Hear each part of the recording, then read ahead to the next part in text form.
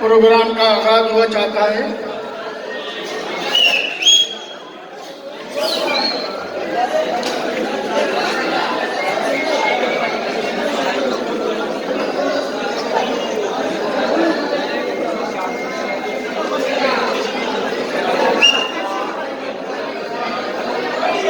सबसे पहले तो मैं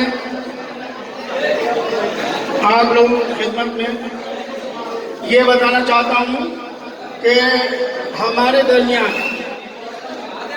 दरमियान इस वक्त जियानुर शाह साहब और मुदस्सिर शाह साहब जैसी शख्सियत मौजूद है।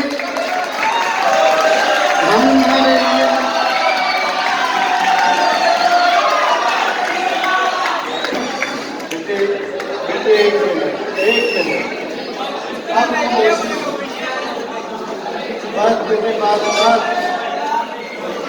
खामोशी मैं कह रहा हूँ बेटा नहीं है, ठीक है, तालीमी इदारा है बेटे जी।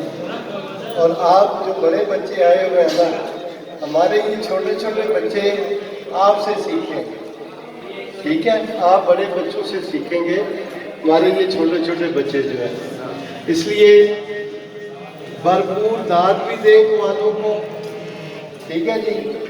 और ये भी हमारे अपने बच्चे हैं, ये भी हमारे अपने बच्चे हैं सारे जो कवाली के लिए आए हुए हैं। आपको लुत्फ भी आएगा, पूरे लुत्फ अंदोज भी होंगे, ठीक है। और इनको दाद